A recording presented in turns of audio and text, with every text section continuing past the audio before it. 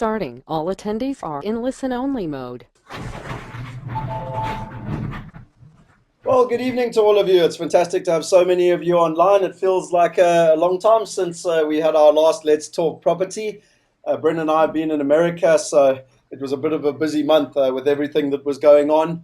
But I think we're living in very interesting times, as you all know, with what's happened to the Rand, and it's gone up and down, and the uncertainty of the mine strikes and Mandela's health, and the world economy, and the European economy, and the South African numbers that are not looking so good against the rest of the global growth in terms of what is happening.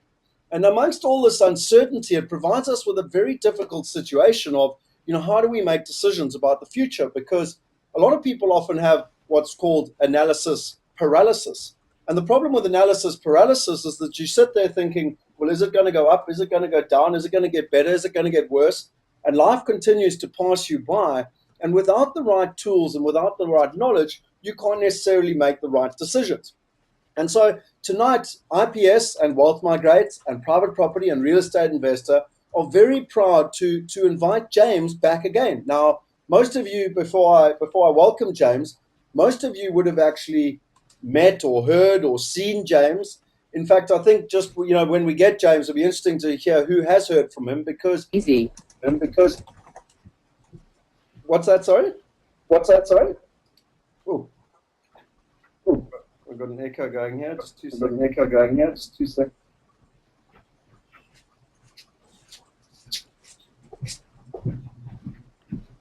Okay, sorry, we had an echo going. So, just with regards to James, I mean, James is an expert in the brand, and if I show you one of the slides here, why is it so important to actually follow what is happening to the Rand when one's looking at property? Well, if you look at it, we've done some research, and unfortunately, I've tried to do the same research for America, but it's not possible because the American market is too big, too diverse. In South Africa, we've got 15 MSAs, which stand for Metropolitan Statistical Area, and in America, there's over 300. But one that was quite interesting is I got the research all the way back to 1978, which is far back as research goes, and right through to 2010. And to be honest, this graph would actually be quite a lot worse if I'd continued it through another 2 or 3 years because the Rand has continued to deteriorate. If you'd invested the exact same amount of money in Australia in 1978 and the exact same amount of money in South Africa, today your net asset value would be about R1 million if you were in South Africa, and it would be over R3.5 million if you were in Australia. So you'd be 3.5 times better off if you'd invested your money in Australia. And this is why, for me, when you look at long-term research, when you look at long-term trends, it is so critically important to understand and to work with an expert, to work with someone like James. Now, my name is Scott, and I'm the CEO and founder of IPS, and I like property. I'm passionate about property. I don't understand the Rand. I'm not trying to purport to be an expert on the Rand, but what we do need to do is to ask people like James. And, we work on the whole philosophy of nature's laws. It's the whole thing in nature that if you work together, you can achieve a lot more. A bunch of birds flying in a flock, 25 birds flying in a flock, can fly 70% further. So my attitude in life is, why on earth would I go out and try and learn all about the Rand, understand all the basics and the fundamentals, or why not go and find an expert? I like property. I like to understand property. So therefore, I don't try and go and stand the Rand or the stock market or bonds or any other type of investment for that matter. I like to focus on what I'm good at. But then when things implicate me, so that this has a direct, the Rand and the future of the Rand has a direct impact on my investments, both locally and internationally, that's when I need to work with someone. So I wanted to actually show you here, and this is actually James's website, and I took this today, and it's an introduction to James. And when I read this a little while back, I thought it's so pertinent, and it actually gave me the idea of getting James involved in another webinar. And my reason for doing it was that, when look at this is his website, and I think the title is absolutely perfect. Are you still looking around for reasons why the Rand has moved when it is too late to protect yourself? Or are you using tools that show you the future with 80% accuracy so you can take action, enjoy less stress, take more time off, and achieve higher profits? Now, that's quite a statement. But I personally interviewed James in November last year, and he gave us predictions. And his accuracy rate since 2005 has been higher than 81%. Now, to be honest, when one considers how much the Rand fluctuates up and down, an 80% accuracy plus is incredibly successful. Then in January, we actually interviewed James and on a webinar. And for those of you that want to, you can go and listen to it if you don't believe what I'm telling you here. You can go and see. And James told us that in the next few months, the Rand would be between 950 and 1030. You can see here, this was on the 16th of January, 2013. And we have a live webinar where he's telling us that it would be between 950 and 1030 in the next few months. Then come along the extravaganza. And at the extravaganza, James very kindly joined us and was actually a live guest at the extravaganza. We had over 202 people turn up and listen to his presentation. And he took us through all the fundamentals of what's happened to the Rand, why it's happened to the Rand. You can see here, this report is from early March. The extravaganza was in the second week of March. And you can see here that the target area was between 950 and 1030. And very interestingly, I asked James at the time, live on camera, if anyone would like to watch it. And I said to James, what accuracy do you think that the Rand will go into this target area? And James, I'm not sure if you can remember, but you said to me, I, from my research, believe that with more than a 90% probability, it'll go into this target area in the next few months. And ladies and gentlemen, we find ourselves today sitting in a situation where if I go into XE, oops, sorry, I've actually got it open for us already. There it is. If I go into XE, which is for me the best website to just look at what the currency is, you'll actually see that we're sitting at 10 Rand 05. So, and we all know that we've actually been as high as, I think 10.28 was the highest that it's been in this thing. So it's perfectly in the middle of his target range. So without further ado, I would like to welcome James. And really, it's a great honor and a privilege, James, to be able to redo this webinar with you. Because I think for those doubting Thomases out there, you really have proved over the last 6 months that what you've shown us actually transpires. And that's why I thought it was so valuable to get you back amongst all this tumultuous change and try and understand where exactly we were going. Because this is what has happened to the Rand since 1990. And, you know, I'm going to hand over to you now, James, but this really is your graph, and it's what you showed people in at the extravaganza. But without further ado, I'd like to welcome James, and as always, it's an honor and a privilege, and thanks to everyone else for being online. The purpose of tonight is to find out what has happened to the Rand, why has it happened, and where are we going. So, James, if you wouldn't mind, welcome. Thank you very much, Scott. It's a pleasure to reconnect again, and I look forward to giving you an update as to what's happening. Should we, James, just as a matter of should we change over to your screen, sir?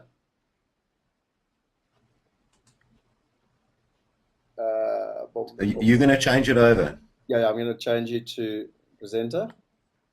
Just while we're doing changing James over, something that James and I were interested in was how many of you have actually been on a webinar and heard James speak.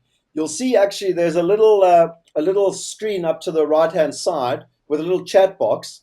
And please just tell us if you have seen James or heard James. So did you come to the extravaganza? Did you come to the webinar? Just write there webinar or extravaganza. I'm just interested of the, we've got a lot of people online tonight, and I'm just interested to see who's heard him before, basically.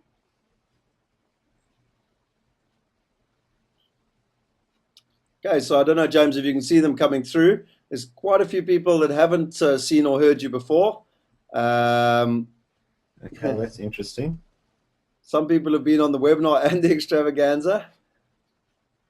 So it's a mixture. They're coming through. It's always good, ladies and gentlemen, to be actively involved. If you if you sit here and you really participate, you're going to get a huge amount out of this webinar versus playing on Facebook or emails and listening to us in the back. So to all of those of you that have answered the question, we really appreciate it. So I can see here there's a mixture basically between people that have been on the webinar extravaganza, but funny enough, I would probably say more than 60% of people, James, have not seen you or heard you before. So you've got lots of virgins on the line for you. Oh, that's interesting. No, I think, Scott, it's been a bit of an update from January's webinar. Yeah, we're not going to go into the same amount of depth as we did then. If persons want to do that, they can go back to that webinar. But it's more to give us an update as to where we are today and where we're going from here. And just to So jump I don't in know there, if you can.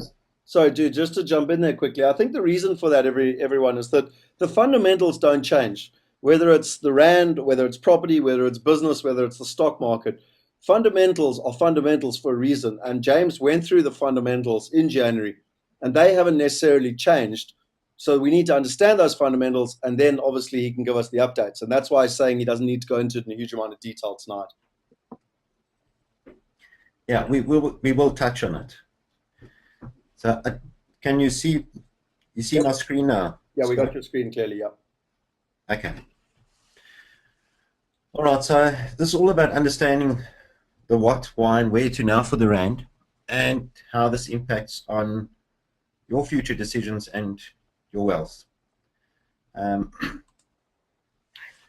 If we just start there, what has happened historically, going back the last 20 years, well, it's 23 years,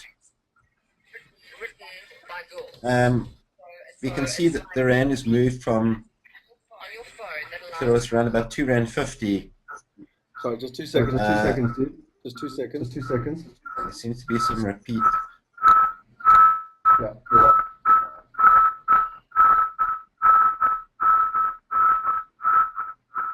Okay, you should be able to go. All right. Yeah, this is the rand's movement from 1990 through to 1030. Well, we've hit about 1030. We're sitting at about 10 now. I seem to be hearing myself there, Scott. I don't know if it's just me here.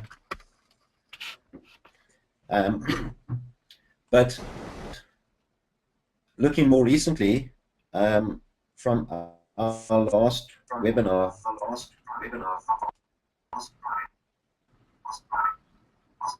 we have a move from about 9 up to where we are now in this yellow area here. And of course, the big question on everyone's lips is why? Why do we have these big moves in the rand? And more of interest, why have we had this move the last 3 months or so? And I'll put some reasons here that have been handed out by economists, fundamental and news analysts and reporters. It would be interesting, Scott, for those that are attending, why do you think the rand has moved? If you want to just put your own thoughts down there in the chat box. But these are some of the reasons that have been given. The tension, increased unrest and tension in the mining sector, our growth figures for the first quarter, which were much worse than expected. And the more widespread labor unrest, President Zuma's speech about the economy and the labor unrest. I mean, you can go on. Gold prices, strong dollar, bond markets, Madiba's health. I think you mentioned a few of them earlier, Scott. Let's see here quickly in terms of. I can see that Mark's put through trade deficit. What does everyone else think? Gunther said international investors losing confidence in South Africa. What are some of the other reasons? I mean, obviously James has put out some there. What are your thoughts? let's just see who's awake and who's got an opinion.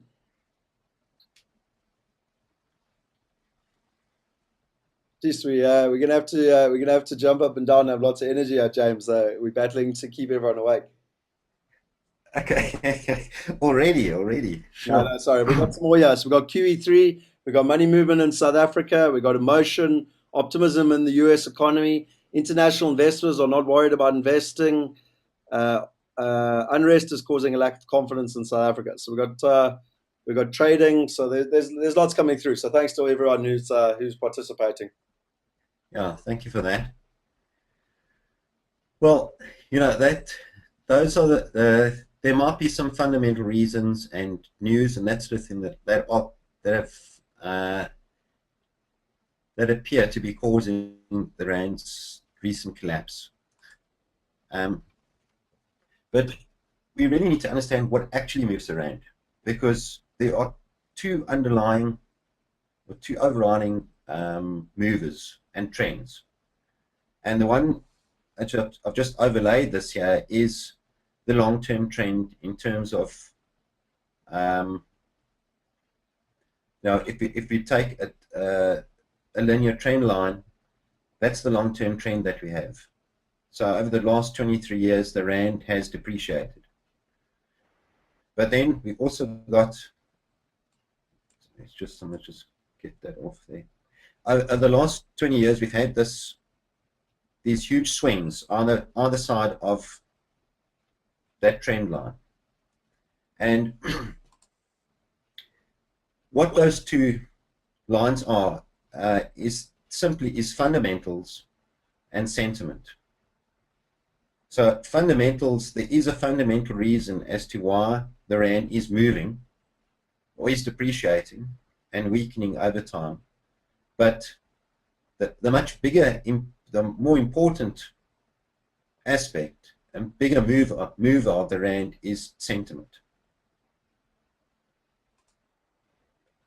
And as I said, we went into this in a lot more detail, but fundamentally, why the rand needs to depreciate is that compared with our trade partners, which is the purple here, and ourselves, that in terms of productivity, we have actually over time, since 1981, we've reduced in productivity compared with our trading partners, and therefore the rand needs to adjust. And similarly, in terms of unit labor cost, our trading partners have decreased over time in unit labor cost, and we've increased. So fundamentally, there's a need for the rand to depreciate in order for us to sell our goods and be competitive.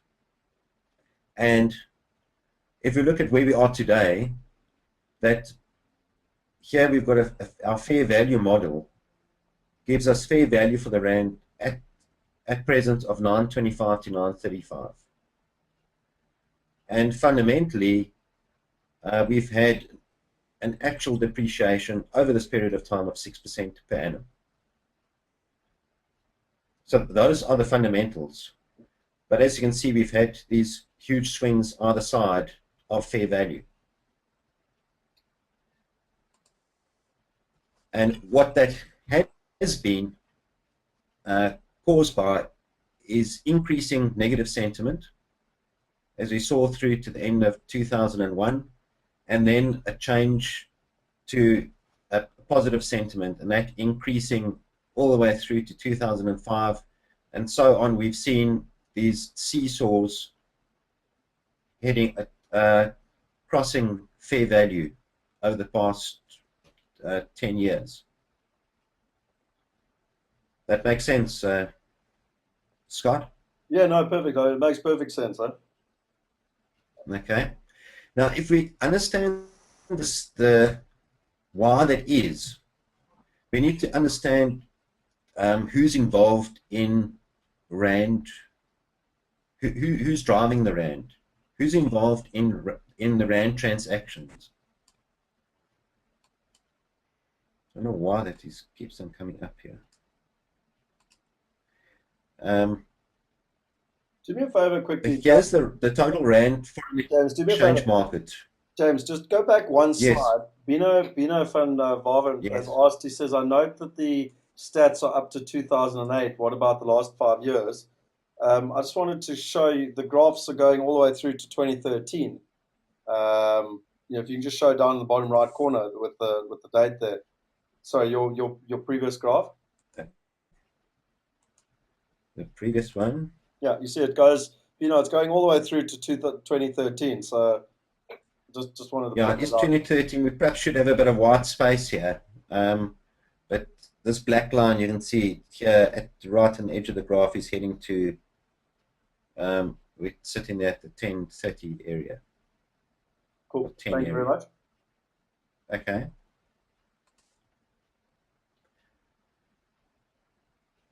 This is a graph we put together years ago, but what it's looking at is who actually trades rand, and it involves local exporters, importers, non-residents, residents who are offshore, and residents who are onshore.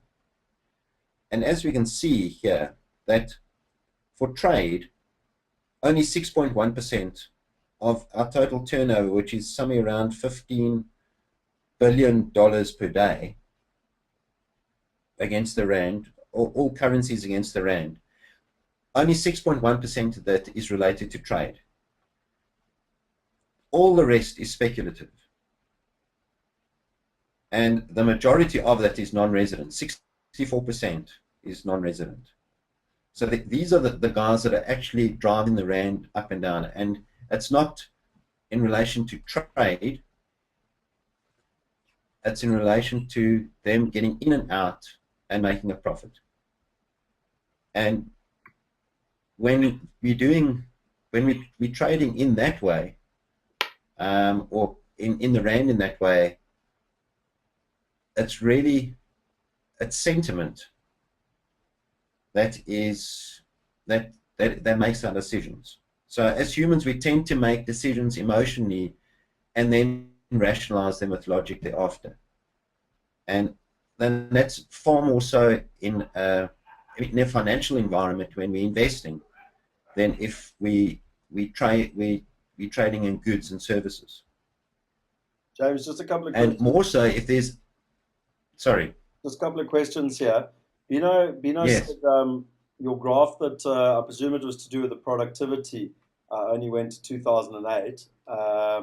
So I'm not sure if that is the fact, but I presume in terms of from your productivity, it's still the trend has still continued, that our productivity has continued to devalue against our trading partners, and our cost of labor has continued to increase in comparison with our trade partners. Yes, it has. And one of the reasons why that hasn't been updated is that our trading partners have actually changed quite substantially the past 4 years with the introduction of great introduction of China and others from the East. And we haven't got the amount of data going backwards with those countries. But that figure will probably have deteriorated even more. But we are in the process of trying to get as much information together and updating that. But yes, it's as bad, if not worse. Then, so apologies if I get the name wrong, but Naja Rajan has asked, is it possible for Mr. James to repeat the fair value? You had that at between 925 to 935 at the moment. So fair value for the rand to the US dollar was 925 to 935. There you can see it there. To 935. Top right corner, yeah. 925 to 935. And then lastly, Lani has asked, please define speculative. I think it's the next graph. And I think, my understanding of speculative is that it's people just buying and selling the rand and effectively trying to make profits out of currency. Well, it's speculative and investment. It's very different from just buying and selling goods as a business.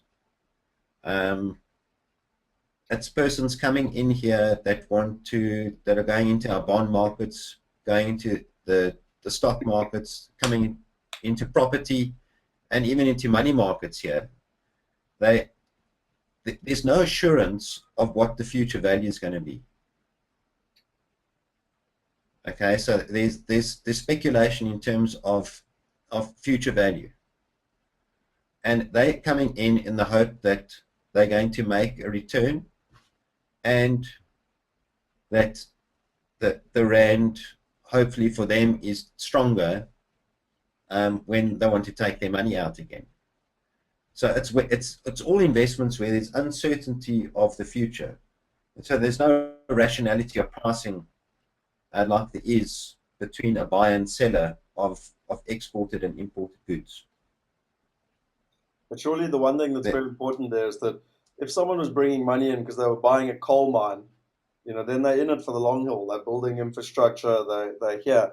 Whereas where it's speculative like that, it can come as fast as it can go, and that's why we like a little cork bobbing on the top of the ocean. Yes, and most of our money that is being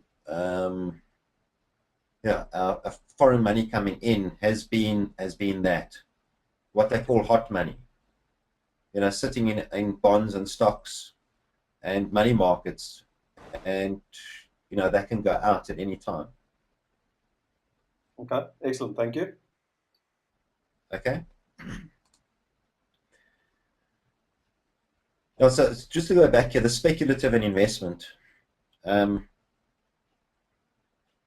that is really it's sentiment driven. So as you put here, where there's uncertainty, you've taken a bit of a gamble as to where the rand's going or what you can make here in bonds and stocks and money markets and that sort of thing, again, with your capital. What we unconsciously tend to do is we herd. We seek safety in the crowd. So we look what everyone else is doing and we do the same thing. If you phone your bank manager and you phone your financial advisor and you take out advice from your sister-in-law and all that sort of thing. And if we look at a market like the rand, the market isn't a reflection of economic data. It's a reflection of patterns of mass human emotion. It's persons' reactions to information, depending on how they're feeling at that point in time. And what those patterns do is they flow from one extreme to the other, and we know this ourselves, from hope and greed to fear and despair and back again. So you've probably had that experience yourself, Scott, where when the rand has run, that is where persons panic and want to get their money out and invest offshore. Well, James, the stats are quite horrific, actually. In South Africa, over 80% of people invest offshore, not just in property, but shares, stock market, whatever, actually lose money. And the reason being is that they don't make strategic investments, they make panic investments. And there's about three major drivers, and I'm not going to go through them all, but one of them is because they panic whether the rand's going up or down, and they don't make strategic investments, which for me is the whole purpose of tonight, to help teach people how to make strategic investments. Yeah, and then when the rand is sitting down at 7 or 650, they're complacent. We all, when I say they are, we're complacent about investing offshore. We say, no, we'll just wait for it to get a bit stronger, or no, it's going to stick around here for a while. So I'm comfortable here. When that is actually when you need to be taking action, but we don't. And it's those emotions that actually drive the markets from one extreme to the other. And because we tend to make similar decisions in similar circumstances, history does repeat itself. That those patterns of human behavior and emotion repeat themselves in smaller and larger time frames. And because that is so, there is a predictability about the markets, if you understand what the patterns are. And that is in essence what our service has been since 2005. is using pattern matching technology, where we look at past patterns and we look at a current set of data and we say, well, let's look at, try and find the best fit in past patterns in similar markets, and let's see where those patterns of emotion completed. And so that is, I'm showing you the same chart that you showed earlier, Scott, but that is what provided this picture as to where we expected the rand to go over the next few months. It was based on similar patterns of emotion. And as you can see here, we expected the market to rise in this 5-wave pattern up into that 950 to 1030 area. And if you looked at the longer term, which I think we also gave on the 29th of January, we said, yeah, the market is expected to rise strongly, targeting 1750, a break above here, confirming a move towards trendline resistance around 1030. So that was our longer term one that was issued back in November. And but most importantly there, just to point out there, your longer term trend, so your couple of year outlook, is that the rand is going to be sitting between 14 and 20, what is it, 21, between 14 and 21 to the US dollar in the next couple of years. Yeah, so this is due for an update now. Now that we are around that area, which we actually have tested, as you know.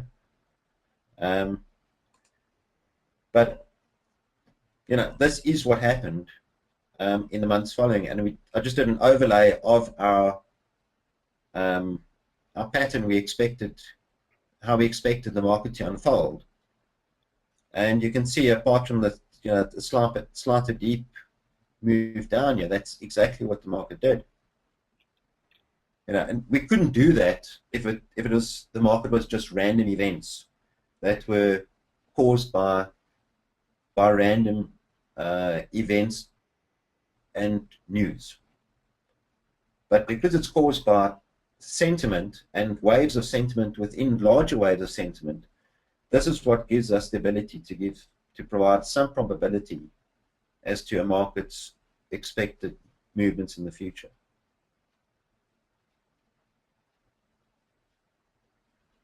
So I don't know if there are any questions of that, Scott.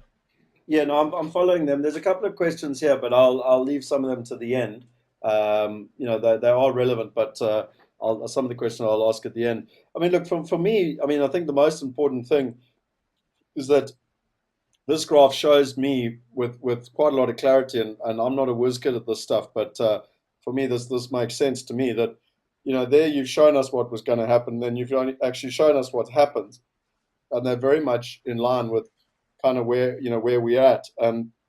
My question to you would be, you know, based on your science and based on your research and based on your technology, where to from here? I mean, where are we going in you know, from here? Okay, well, first we'll get back to this, but you know, what is just given us is a change from 100% uncertainty that we've had since 2005, and been able to understand what goes on and use our technology the way that we have, from 100% uncertainty as to where the market's really going and all the implications of that. We now have 80% certainty of where the market's likely to go. And yes, it can be 20% wrong. It's 20% wrong some of the time, but it gives you a framework and the parameters to make educated and informed decisions and take action. But if you're looking at the way forward now, Sorry, I've just taken these snapshots. James, just before you go to the way forward, I always like to use analogies, simple analogies. You know, if I went to a doctor and I sat down with a doctor and he said to me, listen, I've got an 80% accuracy or better, that that you've got a terminal disease, and if I've got, but if you come to me now, I can help you, maneuver it, and I can help you get better with an 80% plus accuracy. I think everyone would be pretty stoked with those type of numbers, and I'm using a pretty dramatic example, but people need to realize the impact of how important 80% is, and how important this research is to helping them make, as you said, educated, informed decisions about the future. And when we did this in November, when we did it again in January, and when we did it again in March, a lot of people didn't take action because they thought to themselves, well, maybe he's wrong, and their gut feel tells them something different, or as you said, their mother-in-law told them something different. But hopefully now, with the benefit of hindsight and the benefit of actually seeing what James told us, and then real life taking place, and the two being, very, very much in line, people can now see the importance of what you're about to show them. No, that's very important, Scott. There's nothing worse than having total uncertainty where you are, because it just, of yourself, the stress, the doubt, the lack of focus, everything. You can't think clearly unless you've got a framework to work within, and this is what has helped so many of our clients and ourselves in just having that roadmap as to where we expect in the market to go. So if we just have a look at today's update here, we had this move up to 1035.90 just over a week ago, and then a bounce off the sort of a 983 level. We are still expecting a deeper move down into our 990, 940 target area. So we could have a bit more strength in this area, but the preferred scenario is for a deeper move here the next week or two. Now, if we have a break above this 1035 or 1014.75 area, that would jeopardize our outlook and suggest that perhaps this pattern is completed. But that would only be so if we broke above the 1035.90 area. So that's what we're looking at. We're still 80% probability that we're heading down into this area the next few days. And then our near-term update, which was the 12th of June last week, was expecting a move back down to the 990 to 940 area. Now, we did have a dip into there, so this will need to be updated in the next few days itself, and we should find out shortly whether that pattern, how far that pattern is going to go before it completes. But in the bigger picture, although we've had a move up to that 1028.30, 1035 area, you said this next few months chart is here the 3rd of June, which is earlier this month. So this is also due for an update the next week. We were expecting a final push or thrust up to the 1050 area here before we have some more retracement. So overall, we're expecting a push up and then some retracement back to sort of the 950 area. Or if that pattern is, if this pattern has completed, we might just have a push straight down into that area, into that 990 to 940 area. So the next few days should clarify that picture clearly, and this will be updated the next week or so. James, just in my interest, so if I was to take the next few months, call it, yes, I don't know, even through to December, someone actually asked, Nadjaranjan asked, how does one work out how long it is? And you can actually see down the bottom, you've got the months. So if people based on a scale, just you can project forward. So, but anyway, let's say I take the next 3 to 6 months. What would be the kind of the best case scenario for the rand? Are you saying kind of around 940 would be the best it would recover to, based on your probabilities? 940, it could. We might get a little bit lower than that. If this is a 5-wave pattern that is in play here. Once that is completed, we're probably going to move down to 950, but perhaps a bit lower than that. So best case scenario would probably be, I suppose, 930, somewhere around 930, perhaps slightly lower. And what would be the worst case scenario? The worst case scenario is if we break above that 1050. Because if you look, as we showed you on the longer term chart, we've had this resistance trend line. If you take the top of the 2001 high and the 2008 high, and we draw a trend line here, we now have basically touched that trend line, which is around about 1050 now. So that's why I'm still expecting a test of that level. But worst case is if it actually breaks strongly through here, and we have a move to say 1060 or 1070, we could be heading to mid-11s, back up to this high. Okay. But then, over the next few years, we're heading up to 1250 minimum, but more likely 14 plus. And what type of, when you say the next few years, what type of time frame would we be looking? Well, we've taken this change in trend here was back in 2011. So we've taken about 2 years to get up to where we are now.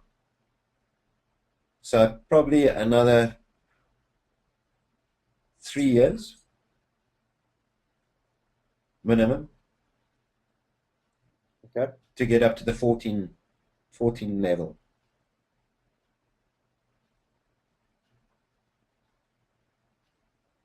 Okay. Okay. Yeah. Then just to go on to the the long term, if we have a big reversal around this level, this 1050 area, which there's probably a 30% chance of that, we could see this corrective pattern extending into another wave before we see this big move up into the 14 area. So overall, the trend is weaker, but there's a 30% chance of a final retracement. But it's not something I would bank on,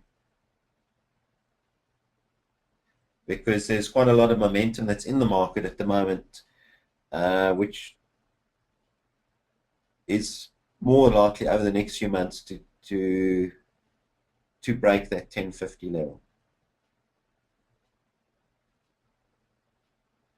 Does that make sense? Yep, perfect. Yep. Okay. So I don't know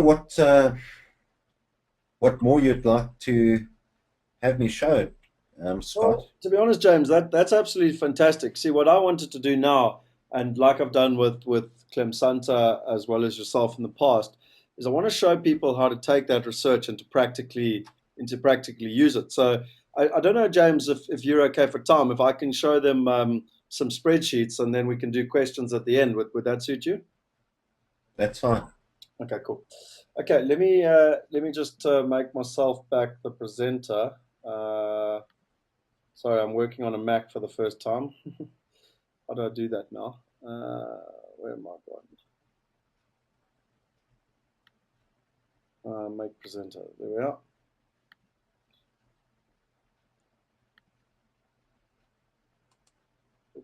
Okay. So we were there. So I think James has taken us through, why it's happened and what's going to happen. I think for me, just a very basic graph in terms of what James has said is that over time, with a probability of 70% greater, and even more if one takes into account the longer term trend, the rand is continuing to devalue and the cost is increasing. Now, for me, the cost, there's no difference between sending your child to a international university, going on a skiing holiday, going on an international holiday, buying an international property, buying an international investment.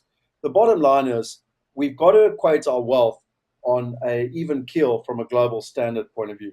And so our purchasing power is decreasing and the cost on a first world level is increasing. And unfortunately, our problems are continuing to expand and differ between them. So what I wanted to do was to actually show you a spreadsheet, which for me breaks down exactly what James said. So what I've learned in the past with, let me just make this a little bit bigger so that everyone can see it, is that I've often in the past, learned from someone like James or Clem Sunter, and the guys have fantastic research.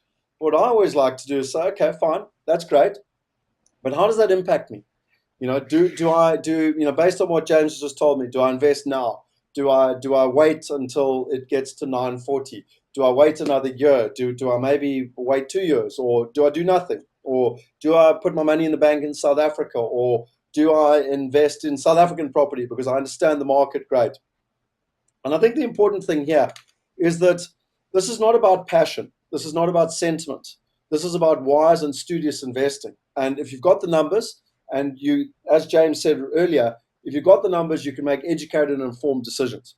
So for me, I'm a passionate South African. I absolutely love South Africa. But that to me is irrelevant because I ultimately want my wealth to be growing so that I can have the freedom to make the decisions that I want for the future. So let me show you some scenarios here quickly that I took James's information. And to be honest, I learned some stuff tonight off James that I'm going to actually show you because I took it into account. So I just wanted to take some examples. So here's the variables. So let's just say, for example, I buy a house in Atlanta for $120,000.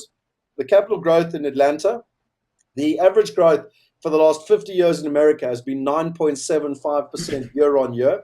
Currently, the capital growth is quite a lot higher than that, but I like to be conservative.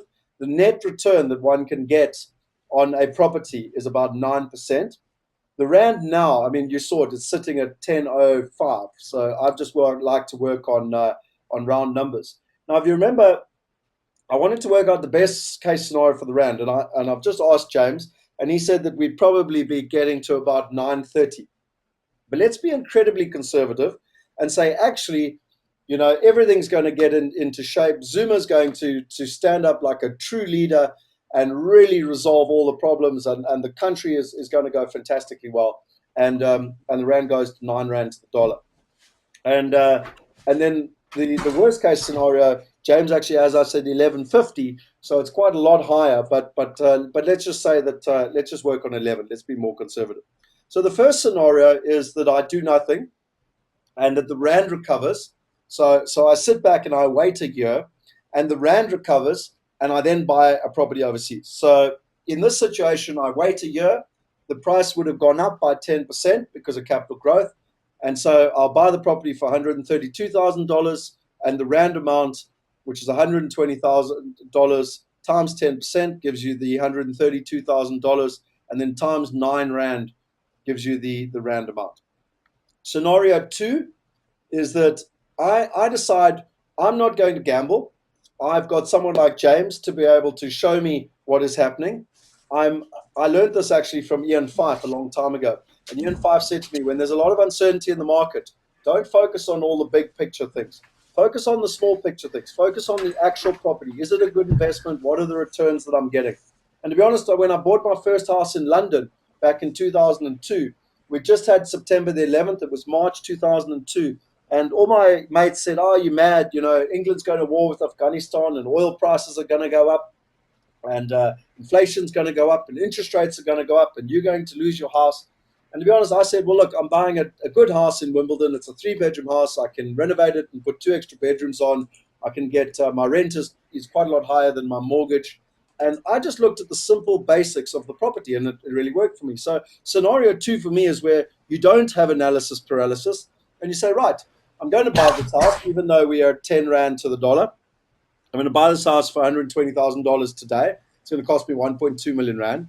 My net yield over the year is 108,000 Rand. And this is just if the Rand stays exactly the same over the next 12 months. And my capital growth at 10% and 10 Rand to the dollar is 120. So my net return, my Rand return is 19% for the year. And interestingly enough, if I look at it here, the difference between if I wait a year and the Rand really recovers, which, as James has said, has probably got about a 20 to 30% chance, or I actually take action now, even though I know what the Rand is now, I will still be 8% better off just on income. Now, income is a guarantee. You know what you're getting from an income perspective. And if you take capital growth into account, I will be 18% better off. So just to rectify, even though the Rand is weaker now, based on the actual fundamentals of the property and based on buying the property at today's Rand value of 10 Rand to the dollar, even if the Rand was to recover to what it is in scenario 1, I would still be 8% better off if I took action today than if I waited a year. Let's look at scenario 3. Scenario 3 is where I buy now and benefit from capital growth and income, and the Rand actually improves to best case scenario. So that's where, so literally I buy a house at 10 Rand to the dollar, and unfortunately for me, the Rand actually recovers to 9 Rand to the dollar. And I think to myself, oh, crosses, I've lost 10% on my investment. But actually, when you look at it, here you've got the price, you've got the return, you've got your Rand return, which is 17%. And interestingly enough, you are still 7% better off by investing now than if you wait a year and the Rand recovers. And that's if you just take income into account. If you take income and capital growth, you are 16% better off. The next scenario is scenario number 4. And scenario 4 is I buy now and benefit from capital growth and income, and the Rand goes to worst case. So the Rand actually goes to 11 Rand. Well, interestingly enough, now the Rand return is 21%, and I'm now 9% better off than if I wait a year, just based on income, and I'm 20% better off on income and capital growth. So for me, under every single scenario, no matter what happens to the Rand, whether it improves or weakens, I'm better by taking action and buying a good investment property now than actually waiting. But the problem that we've got, and what from James has showed us, is that over the next couple of months, and particularly over the next couple of years, the Rand, the trend, and his exact words were momentum in the market is more than likely to take us above the 1050. The worst case scenario, unfortunately, is a lot more dramatic. And so the worst case scenario is I wait a year, and that same property for $132,000, I was hoping it was going to cost me 1.1 million Rand. It actually now costs me 1.4 million Rand. And if I'd waited, that's what it'll cost me, 1.4.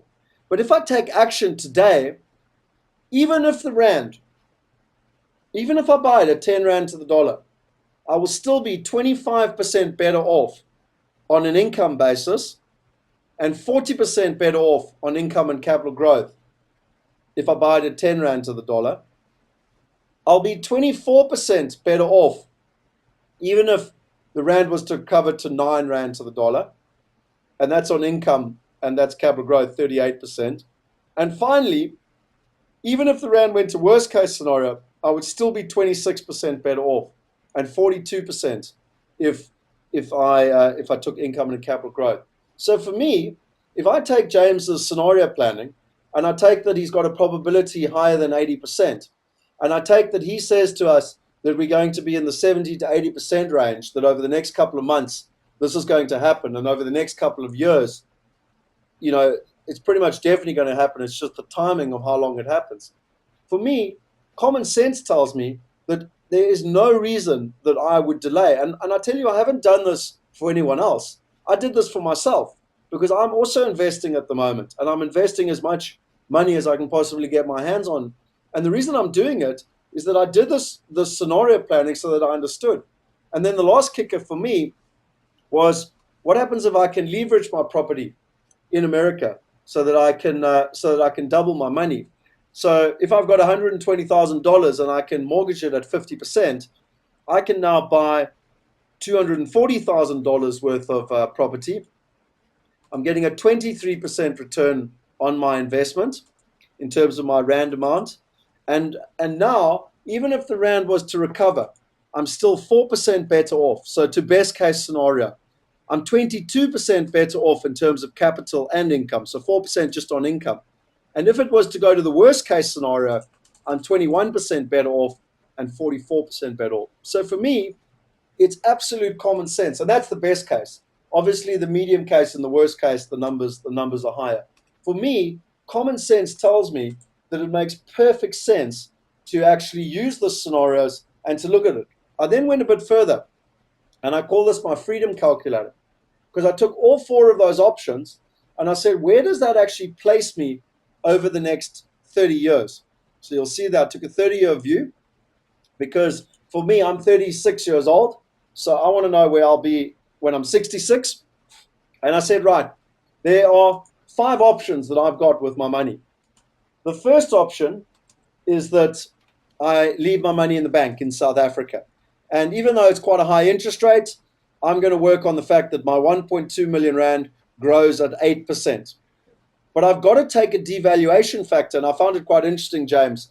I've worked on 5.6%, which was the number that you gave us when we were there in March. But I know that you've actually increased that now since 1990 to 6%.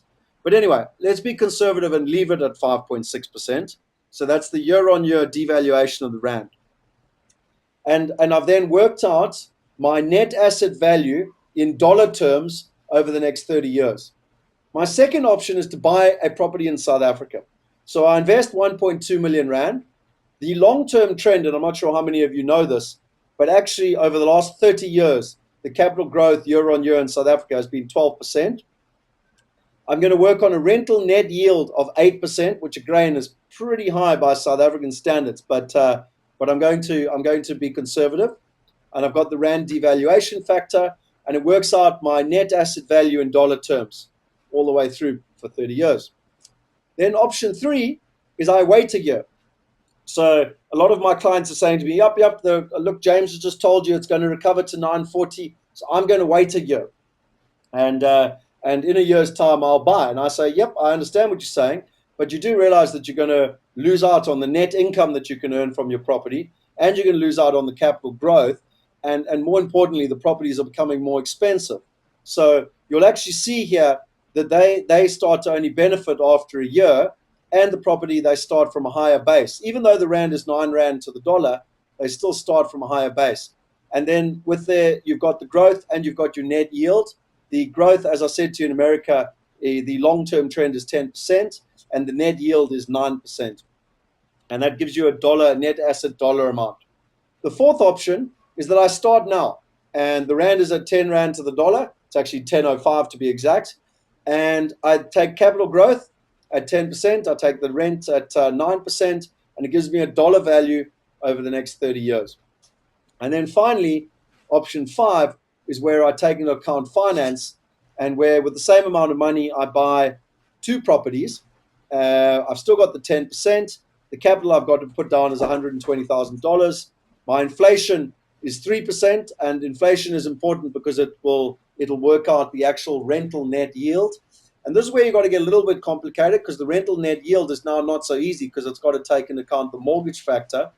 And I'm not going to spend a lot of time on this, but we've got full-on cash flows on every property. So you'll see here, this property, I'm buying it for 120. My interest rate is 9%. I'm getting a 50% loan-to-value mortgage, and I've got my rental. And it's got all the facts and figures, but the most important thing you can actually see here is that my net return is sorry, just 2 seconds. My net return is actually this number here. So it's 3278. So I get my income minus all my expenses, my net return is 3,278. So if I go back to the spreadsheet, you'll see here that I've worked, because you've now got 2 properties, so your net return is 3,278 times 2. And then it escalates through at 3%, which is the long-term inflation. You've got the mortgage. Now, I've worked on interest only, so you're not even paying down the capital, so the mortgage just stays exactly the same. And ultimately, it gives you a dollar amount, a net asset value dollar amount over the next 30 years. And where does that leave us? Well, what I find very, very interesting is that gives us a graph which really tells us our future. And if we look here, let me just make this a little bit smaller. You can see here that we've got this graph. Now, I know that you can't read this graph, so what I'm going to do is I'm going to go and I'm going to put it into PowerPoint, which I've already done for you, and there the graph is. And so you can now see the numbers and how they all came about. And can you hear me there, James? Yes, I can. Okay. No, it's just someone said that there was a problem with the audio. So what you'll actually see here now is on this graph, and I call this my freedom calculator. And the reason being is that the impact of my decisions and the price of my action will determine my freedom. It will determine where I want to live. It will determine where my kids can go to school, to university, whether I want to go on skiing holidays, whether I want to move, whether I want to buy offshore property, whether I want to buy a McDonald's in a foreign country, because ultimately it will determine my wealth, my global wealth, which for me is the most important thing. And having lived in London for 9 years and having half my family of Zimbabwean heritage, for me, this stuff is critically important. So, option 1, if you put your money in the bank in South Africa at an 8% return, you will have a net asset value of about 280,000 Rand. Sorry, $280,000 over 30 years. If you invest your money in a South African property, you will have a net asset value of about 750,000 US dollars.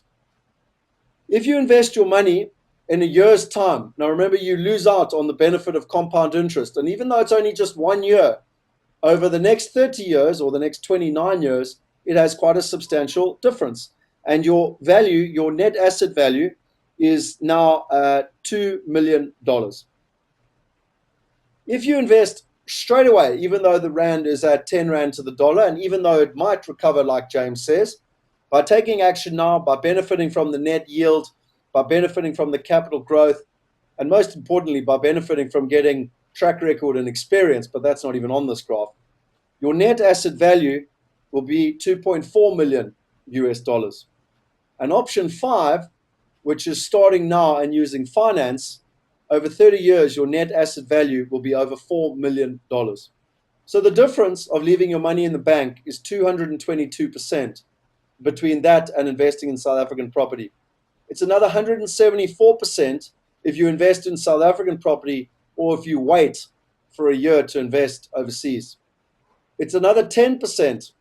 10% is a lot of money over your future if you just wait 1 year. And it's another 79% if you actually mortgage. So what does that mean in holistic view? Well, you're 1,634% better if you invest overseas versus putting your money in the bank. Basically, you are 16 times better off. And you are 439% or 4 times better off between investing in South Africa and investing overseas. And that includes investing overseas today at 10 Rand to the US dollar. So even though James is saying to us that it might recover, it also might not. And the important thing is that I like to work on facts and figures like I did in my London days. I know what I'm buying, I know what I'm getting, I know what my net return is, I can manage the variables. And even if it was to recover, I'm still focusing on a 5-year view, a 10-year view, and even as this graph shows you, a 30-year view and the impact that it'll actually have on you. And so as a bit of a tongue-in-cheek, I often hear the saying in South Africa, "Fair van jou goed, na aan jou skade," and you've got to bear with me a little bit, I'm a Durban boy. But basically my understanding of that is that if your assets or if your things are a long way away from you, then you're going to lose them. And so my philosophy is that your local return is based on fair van jou goed, na aan jou skade, which means you invest locally because you don't want to lose your assets. But you have to minus 21%. because since the 1st of January till today, the Rand has lost 21% this year. And thus, no matter how much growth you've got this year on your investments, you need to minus 21% if you want to take into account your worldwide income. For me, and the reason that I invest offshore, and it's not because, as I said to you, I'm a passionate South African. That's got nothing to do with it. I'm also a wise and studious investor. And for me, the most important thing is that I buy first world assets because I get first world asset growth and I get first world income. And that provides me with wealth preservation. I add to that the peace of mind of knowing that I've got assets and income in a first world country. And it also provides me with the freedom of knowing that I've got a plan B. And so for me, that is what the offshore return is all about. And so really, I just wanted to show you some stuff. Brendan and I have just returned. And as you know, the IPS team goes overseas all the time. And I wanted to show you why I invest overseas. I've given you the fundamentals of the difference between local and offshore investing. And the purpose tonight is to not go into why I don't invest at the moment in different markets, because I've invested in the UK, in London, I've invested in Australia, but at the moment I'm investing very heavily in America. And I want to just explain to you why. We've been going every 3 months since April last year to buy as much property as we possibly can in the US. And I wanted to give you a quick reason as to why we're doing that. So let's just look here at some of the websites. While we were in America in early May with all our investors, the Dow Jones closed above 15,000. It was the highest the New York Stock Exchange had ever been. That just is a symbol of the sentiment and how the market is recovering. The American economy is the only economy in the G20 now at the moment to be in positive growth. It's the only one of the first world countries that's finally come out of the recovery in terms of, and is on the up. The trend is on the up. If you looked at the S&P ratings agencies, they just changed America from negative to stable. Everything is starting to go in the right direction. The unemployment is at the lowest rate it's been since 2006, before the crash. Then when it comes to property, well, I think this article says it all. US home builders' confidence soars to a 7-year high. For the first time in 7 years, most home builders are optimistic about home sales, a sign that construction could help drive a stronger economic growth. The National Association of Home Builders sentiment released shows that it's up 52 from 44 in May, the largest monthly increase since 2002. A reading above 50 indicates that more builders view sales conditions as good rather than poor. The most important thing for me is that it shows that the housing recovery is more sustainable and should continue to boost economic growth this year, offsetting some of the drag from the higher taxes and federal spending cuts. And it goes on to talk about the fact that steady hiring, low interest rates are encouraging people to buy more properties. Then, if you look here, this article is also from the Wall Street Journal, and this was showing people where the best place to invest are. Now, this is in the entire country. And interestingly enough, this is purely based on income, nothing to do with capital growth. And what I found very interesting is there you've got Memphis right at the top, the number one market that we're investing in. And people say to us, why are you going to Memphis? Well, we're investing in Memphis because we get great yields. We've also got a fantastic partner on the ground. But here the research came out, and this article came out in early April the 4th, 2013, showing that Memphis was the best market in America to get net returns. And since this article's come out, we've noticed a massive increase in demand for Memphis. But I think it's extremely gratifying that since April last year, it was one of the top 3 areas that we chose for our clients. And again, we choose all our areas for different reasons. One of the areas we're researching at the moment is North Dakota. For those of you who don't know what's happening, there's a huge oil boom going on. And North Dakota is growing at 5 times faster than the nation. Our guy on the ground, John Chin, and I'm going to show you a little bit about him, is currently on his way up to North Dakota. Brendan and I were considering going up with Henny, but there wasn't enough time on our last trip. But these are markets that we're exploring, we're understanding. There's fantastic yields, but you've also got to be very careful because they're based on just one industry. And so they go against our fundamentals, and it's why more research needs to happen. Here was one that came out fairly recently. It says signs of a new housing bubble in several areas. And so one has to be careful. Not everywhere in America is good. And it goes on to say that that really the housing market may or may not be approaching bubble territory. A handful of cities have certainly seen that home prices soar above market value. Of the 100 metro areas, Orange County appears to be the most overvalued, and Los Angeles, San Jose, and San Francisco. It says that Texas and Austin and Houston, and it goes on to say that even areas like Phoenix and Vegas have seen some of the biggest growth in the market, and it's one of the reasons why we don't necessarily look at Phoenix and Vegas, because they've grown so quickly that ultimately it's caused the market to grow a little bit too quickly in terms of where we actually are. If you look at this research by LP Data, the US housing market was up 10.2% over the last year, the biggest increase in nearly 7 years. And again, I can send you all these articles. This one here is one of the most important things. The funds see real opportunity in real estate.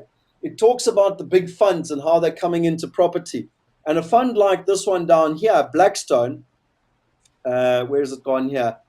Blackstone, where's it gone? Look, there we are, Blackstone Group. The Blackstone Group have been investing in residential properties. So they have been buying up thousands of properties in places like Phoenix, Vegas, Miami. And they're starting to come into markets like Atlanta, Orlando. And that's why we're starting to see huge amount of demand for property. So much so that it's very difficult to actually get property. It's very difficult the demand is incredibly difficult in terms of actually finding and sourcing property, and in terms of where you are, because of what the funds are doing. This was interesting, came out recently, again, was in the newspaper while I was there with Brendan. A survey shows that over 50% of Americans expect house prices to rise. It shows you that the sentiment has completely changed now, and that people are very much in the positive in terms of where things are going. And anyone that understands property understands that sentiment is one of your most important things. So you can see that pretty much overwhelmingly, no matter where we looked when we were in America, and it was what we got on in terms of our own experience, it was what our clients got, but the market was moving dramatically in America, and things were really starting to happen. People ask us where we invest, and hopefully people can guess the city on the left, but we've consistently invested in Orlando. The reason being is that Orlando is one of the anchor tenants. It's had some of the best capital growth in America. It's got good net yields, and it's got a strong tenant base based on Disney World.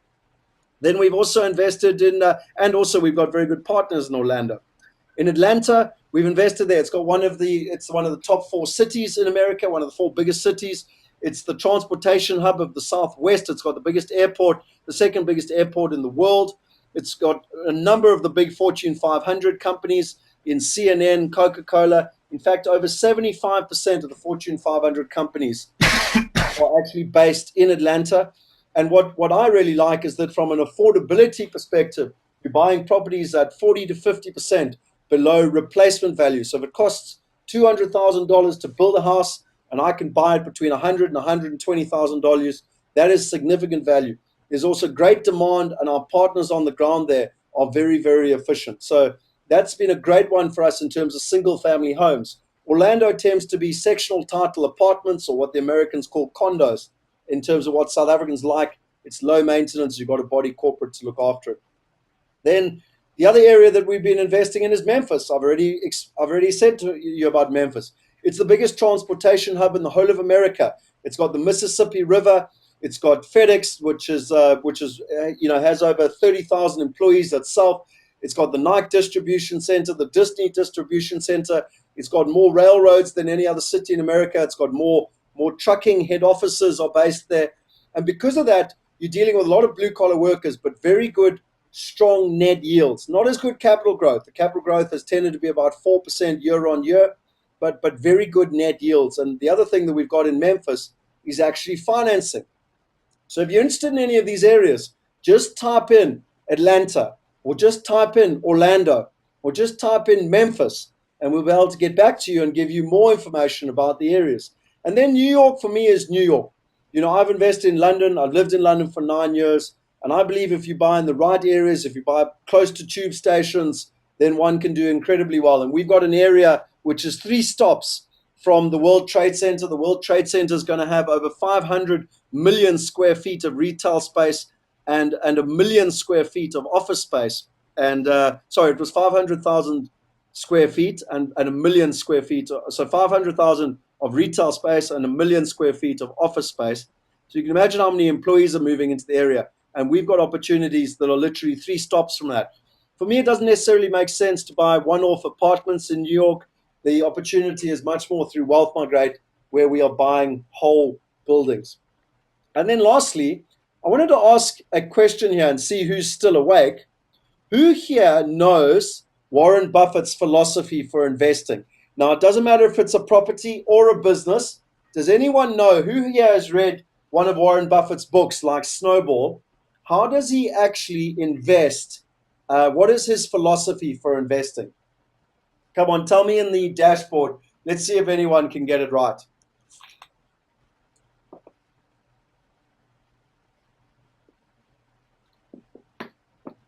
So Ken said buy and hold.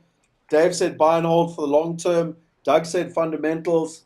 Only invest in what you understand. Cash flow, long term. Invest on fundamentals for the long term. Get greedy when others are worried. Get worried when others are greedy. Value investing. Buy when the chips are down.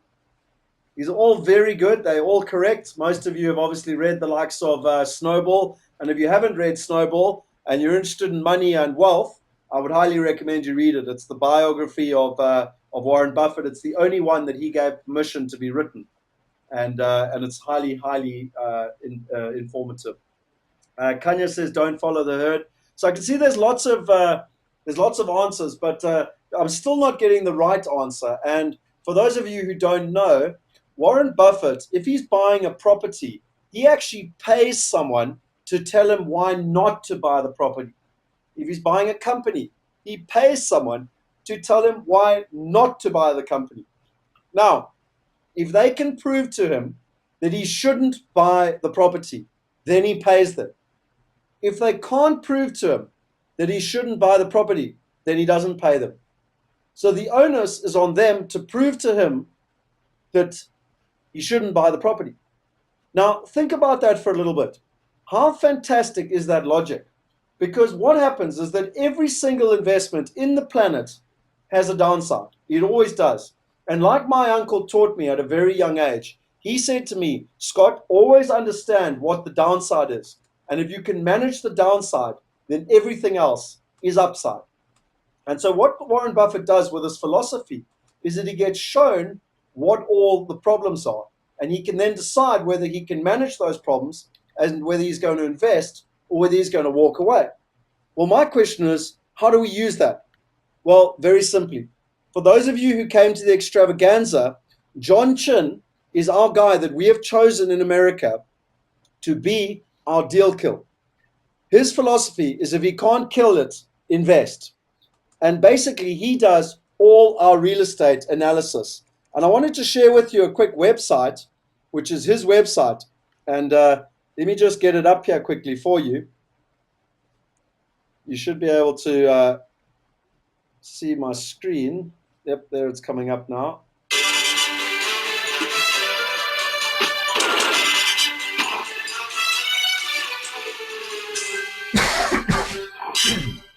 Hey, John Chin here. I'm talking to you from the Deal Kill Training Studio. So I can see that it didn't come up on your screen. It's a little bit slow there, but gotta love South African internet. But anyway, you can all see John Chin there. I'm going to send you this link. John Chin is our analysis, and he's going to explain to you what a ninja property analysis is. For those of you who came to the extravaganza, you'll know that he is highly, highly respected, and people were very, very impressed by what it is that he does in terms of his research, both from a macro and a micro. And just so that you know, he actually goes into all our areas and helps us choose whether an area is good or bad. And when we're doing our big investments with regards to Wealth Migrate, he is the guy that we have paid to use the Warren Buffett philosophy, paying him if he can find a reason why we shouldn't invest. And so we've got a new area that we're launching. And I'm not going to tell you where this area is. We're going to unveil this area at our breakfast next week. But just some interesting facts. The macro point. There's less than 5% unemployment. It's the lowest in the country for an MSA, so Metropolitan Statistical Area, over 1 million population. Actually, our city has employment problems. There's not enough good workers. Another macro, it's the lowest vacancy rates in the country. So the number of properties are less than 2%. Our property manager has over 350 houses under management, and there are roughly another 5,000 to 6,000 people that have been displaced by storms. Another macro, the population growth is expected to grow from 2010 to between 2010 and 2020 by another 60%, and that's higher than the national average. So 60% higher than the national average. Another macro, it's got strong and growing GDP. The GDP is 60 billion just for the city's MSA. A very important macro is that it's a landlord-friendly place. For those of you who understand America, you get tenant-friendly like California, and you get landlord-friendly. Here it takes 3 weeks to evict a tenant, and that's even if they put up a fight. Another micro is that the areas we've chosen are Class A locations. They're in front of the local progress. They're 15 minutes from the CBD. They're next to major highways, great schools, and great demographics. They're new construction with builders' warranties. They're brick houses, and they're priced between 135 and 140. The great thing is that we've got international financing, 50% loan to value at 8.25%. And that's legitimate financing, not the class clown financing like a lot of you learned at the extravaganza. And then lastly, there's 1% rent ratio. So the monthly rent is approximately 1% of the purchase price, with net yields of between 8 to 9%. And then lastly, I just wanted to show you, I know we spoke a lot about it at the extravaganza. There's a lot of concern, as there always is when it comes to the valuations. And because there's been so much chaos in the market in America, people go on the internet, they find a huge amount of disparity in terms of the facts and figures. Brendan and I decided to quell this once and for all when we went there in March. We actually went and not only just did further research on our own partners, but we met about 5 other partners. We took $1 million in our bank account. We have an American bank account. We got an American cell phone. And a week before we went, we tried to buy every property within about a 10K radius. And do you know that not one single person got back to us? We didn't get one telephone call. When we looked into it, there were huge amounts of challenges with the valuations. So we have complete integrity, and we feel completely at ease that the values that we are buying the properties at are market related in terms of really providing real value to the investors. And it's also that full turnkey solution in terms of buying a property. It's had all the liens cleaned. It's been fully renovated. And just to give you an example of that, we had a client that bought at the extravaganza and then went on the internet and saw that there was a property down the road. She was buying it for 110, and she found a property on the internet for 85.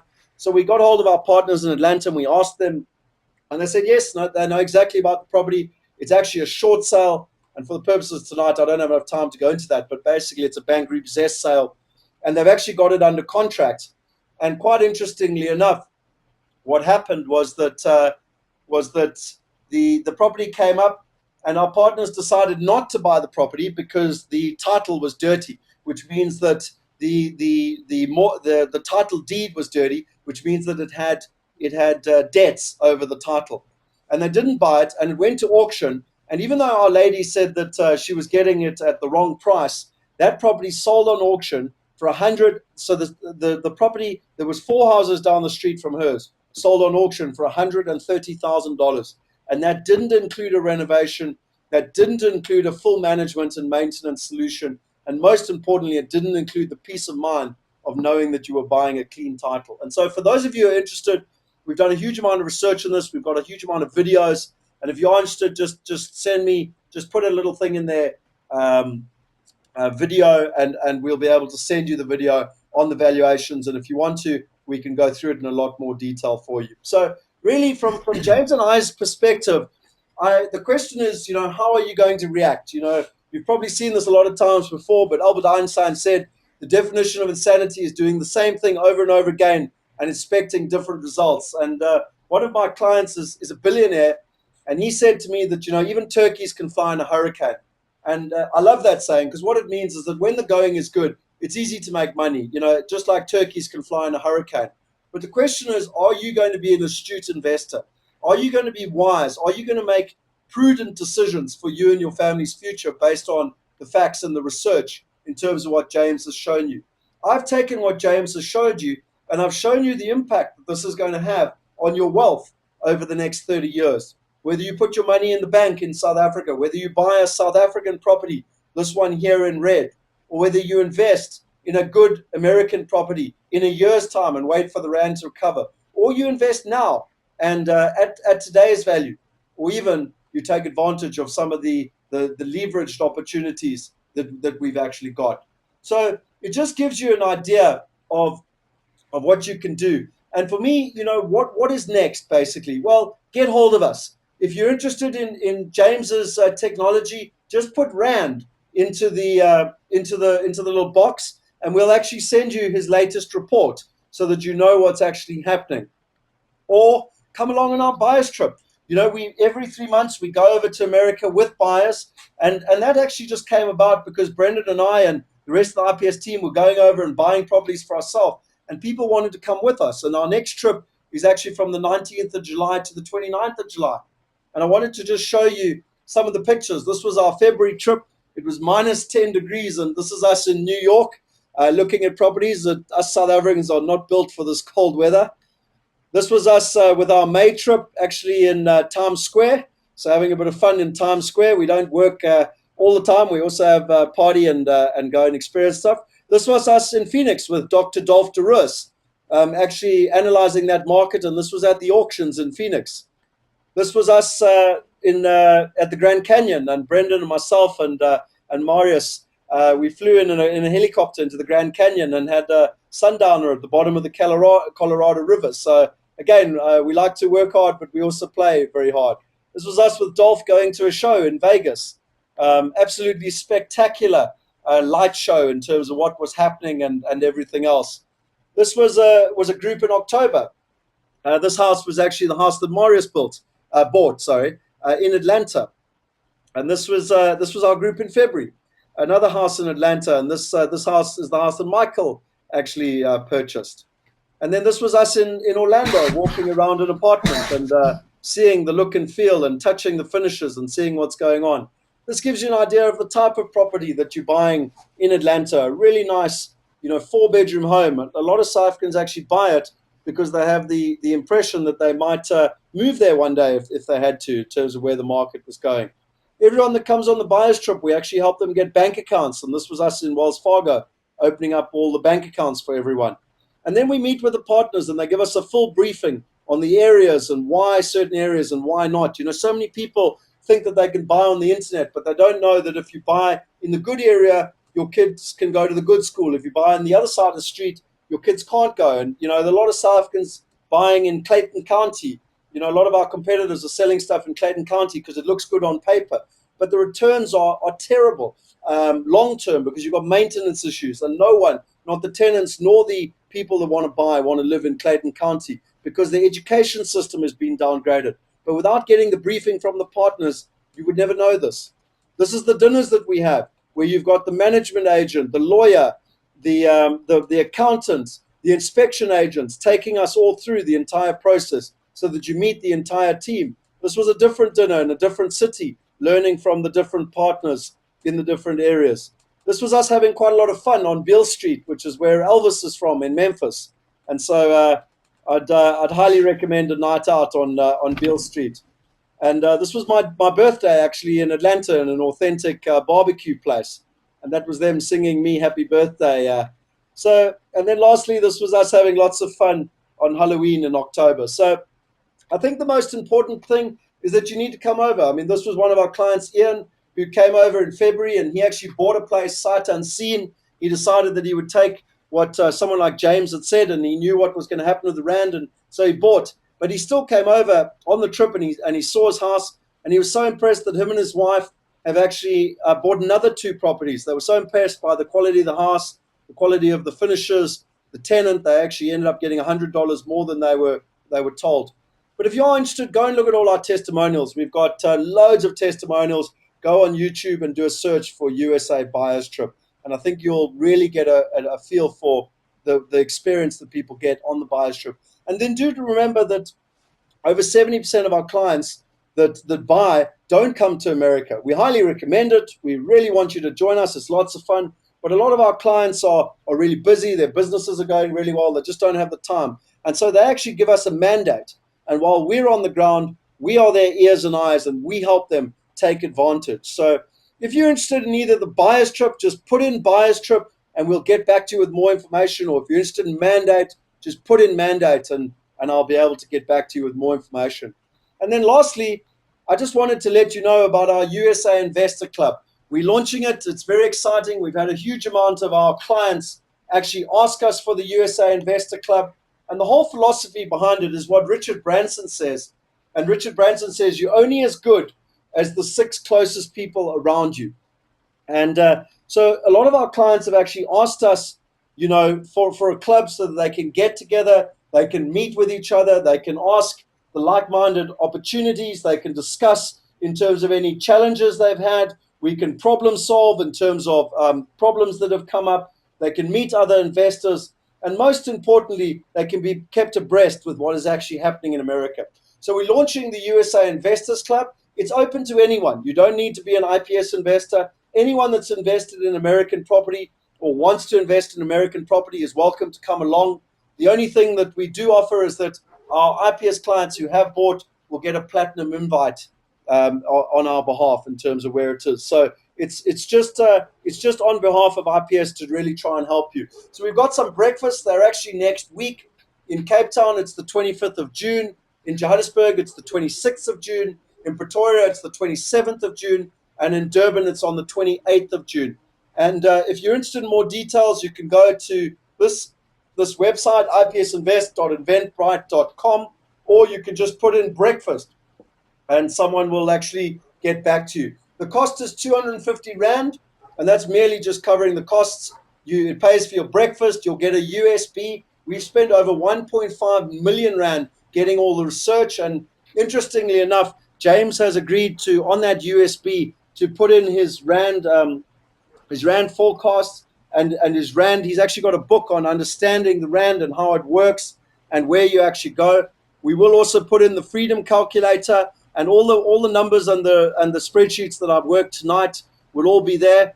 Plus, you'll get a subscription to his analysis in terms of being able to do it. And then you'll also get the networking and the knowledge. You get to learn from other like-minded investors. So whether you've invested already or you're interested in investing, come along. There's going to be a full-on FAQ, lots of information, and really the opportunity for us to share and to learn. And that's why we say it's powered to USA investors by USA investors. And then remember that next week we will actually be launching that new city. So those people that are at the breakfast will get first dibs at the new city. We will be launching it for you. So just remember that with regards to breakfast, if you go online, you can book. There's only 20 places per venue. The intention is to keep it small, to keep it with a sophisticated crowd so that people can learn from each other and that we can create real value in terms of where we actually are. So in conclusion, before I hand over to a question and answer session, because I see there's a number of questions here for James and for me, but I asked the question, what are the wealthiest people in South Africa doing at the moment? And something that really, unfortunately, there's a lot of sentiment around this, but one has to look at the facts and figures. And there's actually, if you go and do some research, Mark Shuttleworth is currently taking on the Reserve Bank. He said that he immigrated out of South Africa because of the exchange control restrictions. He said that he's now taking on the Reserve Bank and saying that it's unconstitutional. One of my business partners in Wealth Migrate, who's worth 500 million, his 5 closest friends are all worth $1 billion. And unfortunately, all 5 of them at the moment are liquidating all their local assets and they're investing overseas. They are not immigrating. They love South Africa. They love living in South Africa, but they want their money to live in a more stable environment. And when one looks at what James is showing us in terms of the long-term trends, in terms of the rand going to between 14 and 21 to the US dollar, this is not about sentiment. This is about making wise and studious decisions. And hopefully, between what James has showed you tonight and between the different scenarios and the freedom calculator that I've shown you, it allows you to be able to make educated and informed decisions, just like James said, because it's no coincidence that the wealthiest people, the people that have the best advisors, the people that have access to the best information, are making these decisions. And what James and I are trying to do, and the rest of the IPS team, is to educate you, is to show you what we are doing so that we can help you make the right decisions in terms of where you are. So just without further ado, there are all the contact details. James, I know you mentioned that you had a special offer for those people that are online tonight. Before we go to the questions, would you like to just tell them about it? Yes, thank you, Scott. I don't know if you just want to share my screen quickly. Okay. Sorry, as I said, I'm using my Mac here, so it takes me a little while. Where have you gone?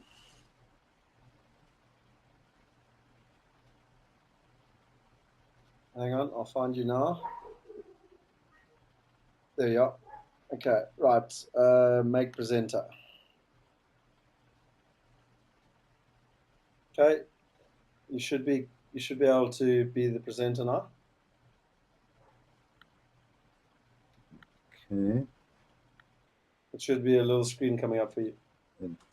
Yeah.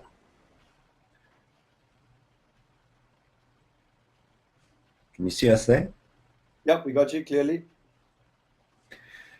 Yeah, so, just as a thank you to all of you that have attended this evening, we just want to give you a special gift, and that's a 14-day free trial.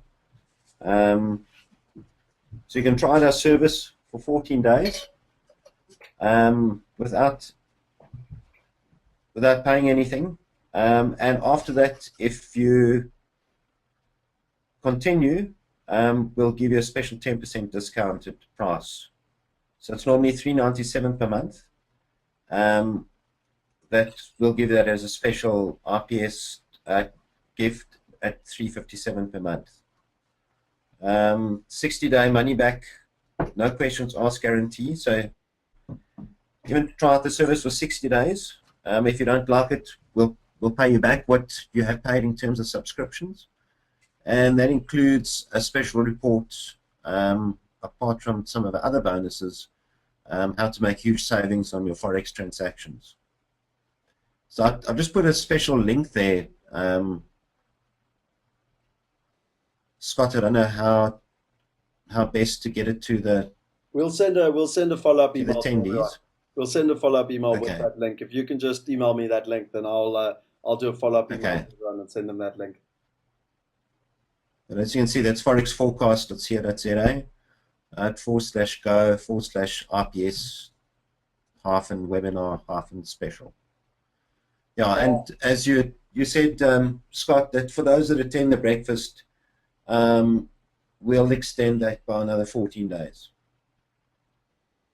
Yeah, no, fantastic. And for the guys that are coming to the breakfast, James is actually chucking in over 1,000 rands worth of value on that USB, along with IPS in terms of our all our research. I mean, as I said, we've spent over 1.5 million rand investigating the American market, and we'll give it all to you for free on a USB. So between myself and James and the rest of the IPS team, we really are trying to add as much value as possible. Sean, in terms of Sean Keegan, has asked, can we get the 5 scenarios cash flow freedom calculator emailed to us, as we couldn't write it down. Sean, I'm not going to email it out. I don't want it being out in the public domain, but I will be sharing it with anyone that comes to the breakfasts in terms of so it'll actually be on the USB for the breakfast, basically. So for me, I think what's really important is that there's a couple of questions here. James, are you okay? Have you got 5 minutes just for these questions? Can I run through some of them quickly?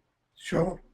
Sure. Because there were some pretty technical ones that I thought we should ask. So Najar John has asked, While the ZAR is known for hammering on a global event, I'm sure tomorrow this currency is headed for a run either way when the Fed makes an announcement. While I don't expect the Fed to start so-called taper, where is the ZAR headed for? So, I mean, I know you've answered that, but do you think the Fed announcement is going to make any difference? Well, the as I said previously, if there is if there's a negative sentiment of trend, which there is at the moment, from 2011, sort of early 2011, we saw a change in sentiment, which has taken us to where we are at the moment, and that change in sentiment has not reached an extreme yet. So overall, any news, if there's negative sentiment, we expect it to have a negative effect. So, the pattern is still playing out, and we haven't reached an extreme of that pattern yet. So, whatever the Fed decides, there'll probably be some negative connotation to it. But in the short term, there is expected to be some more positive interim sentiment. I mean, that's what our patterns are showing us. I don't know if that is giving you the answer you need, or No, confused you more. No. Well, there's lots of. I mean, there are lots of, and I mean, at the end of the day, if people want to get hold of you and get your research, then this is. But let's just try and get through some of the questions here for people. Paula said, any chance of seeing a similar projection for the euro? Yes, Paula. James has it for the euro and for the pound. I'm right in saying, James. So the dollar, pound, correct. And euro. Yeah, and you'll get that 14-day free trial is for you can get it on all three. Fantastic. Andre says, what would the projected impact in sentiment be should Matiba pass away at current levels? Yeah, again, I don't look at any, people are surprised when they hear this, but I don't look at any news or any fundamentals or any economic release of data when looking at the future at my forecasts, because all of that is actually priced into the market. You're looking at person's sentiment, and often, okay, Madiba's, if he passes off, it is an event that's happening now, but it's not that persons haven't been expecting it for some time. So that it won't involve a major change to that pattern of sentiment. Okay. And then what about, can these graphs take into account radical politics, for example, what happened in Zimbabwe?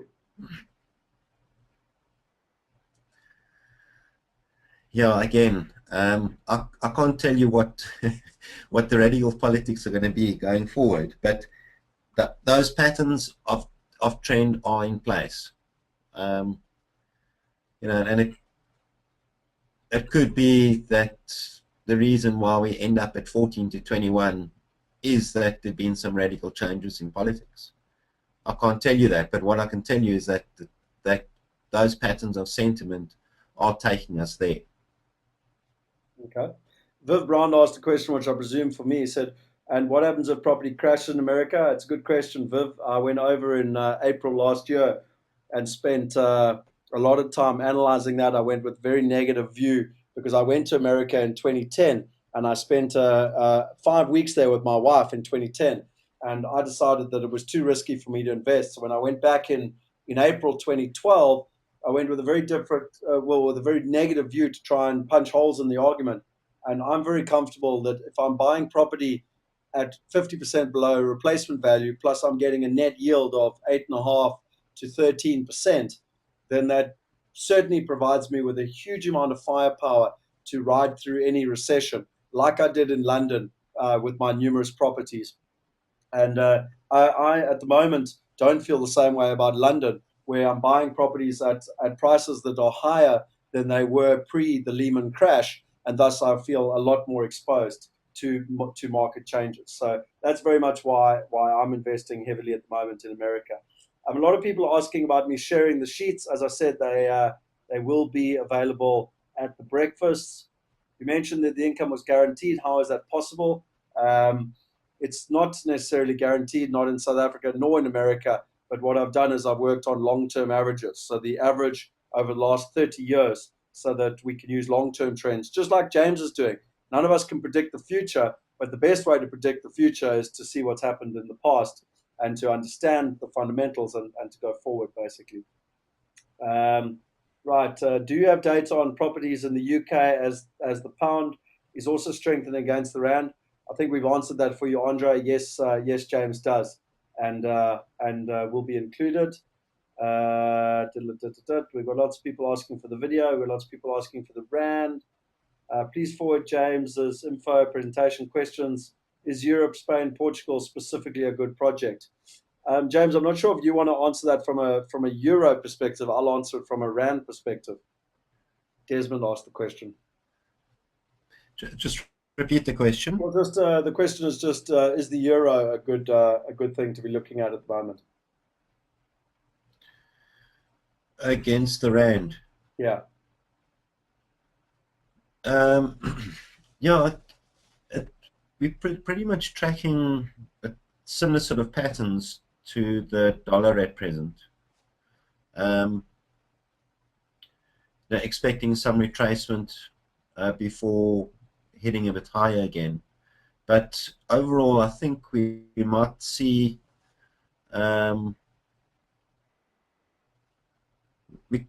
we could see the dollar strengthening a bit more against the euro going forward in the months ahead. Once its present move is, talking euro dollar, we could see the dollar strengthening more against the rand than the euro does.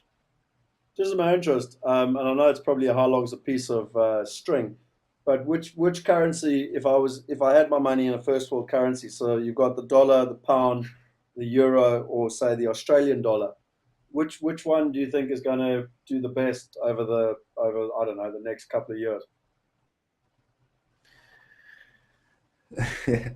And current analysis, and I haven't done an update on this for a while, but contrary to popular opinion, the dollar.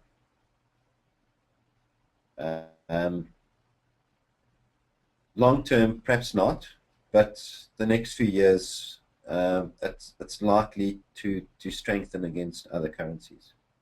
Okay.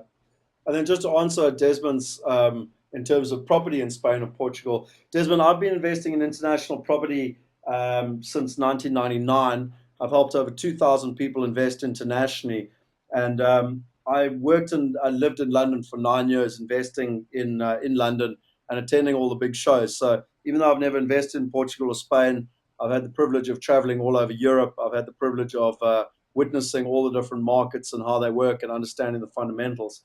And unfortunately, the biggest problem you got in Spain and Portugal is that there's a massive oversupply of properties. There's very little rental demand, and in a place like Portugal, there's over 700,000 homes that has been oversupplied, homes or apartments, and that is why the government is actually trying to get the European Union to let them to give away passports if people buy property. And the whole idea behind it is that they want to take up the huge discrepancy between supply and demand, with people basically wanting passports, EU passports, and thus starting to stabilize the economy.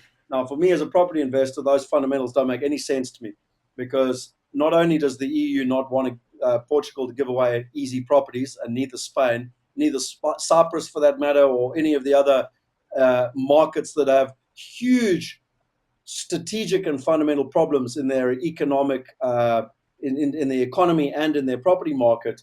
But so basically, that for me is an absolute no-go. Along with the fact that Europe is an aging population, along with the fact that the European Union, from an economic perspective, is in trouble, and finally, I'm buying property in a country and in a language that I don't understand. And for me, when I put all those factors together, it doesn't make any sense to be investing in that type of risky environment, when I can invest in a market like America, it speaks English, it's got property laws I understand that protect me, I've got good rental yields, good economic growth, and good fundamentals. So that's very much where we come from. There's a lot of people asking for different things. We'll get back to you. If anyone does want to get hold of us, we've got our office number there. Our Cape Town office number is 021 910 0402. We've actually opened a new head office there. So we highly recommend you come down and visit us. Sean has asked, can we get the 5 scenarios? I think I've answered that.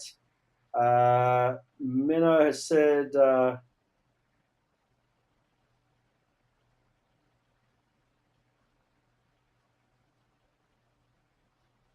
okay, Minnow's asked for a one-to-one meeting. Minnow, I'll get that set up with Michelle. We'll be able to sort that out so that we can get that sorted in terms of where we want to go. Naja John has asked, whenever the currencies have a free fall, the central bank intervenes, say, but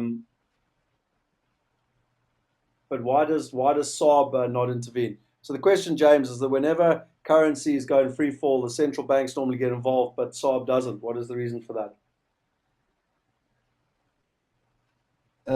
They haven't got the reserves to. If you consider that the daily turnover is somewhere around $15 billion per day, that the Reserve Bank hasn't got the reserves to actually take on the market. And they tried to do it back in 1998 and burnt their fingers horribly. So it's not worth it. Okay. Bill Golding has asked a question for me. He said, if as some predict, the dollar loses its status as a world reserve currency, what is likely to happen to the US property values? Bill, that's a fantastic question. Funny enough, when I went there in April last year, that's exactly one of the 3 major risks that I outlined, and I can send you my free ebook. If anyone wants the ebook, just type in ebook and I will send it to you.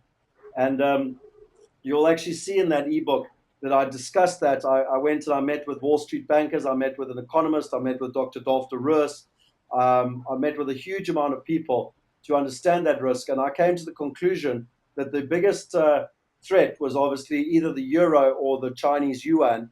And the euro, for me, is in such a state of inconsistency at the moment. We're not even sure if they're going to stay together. That we don't see that as being a major risk. So that left us with the yuan.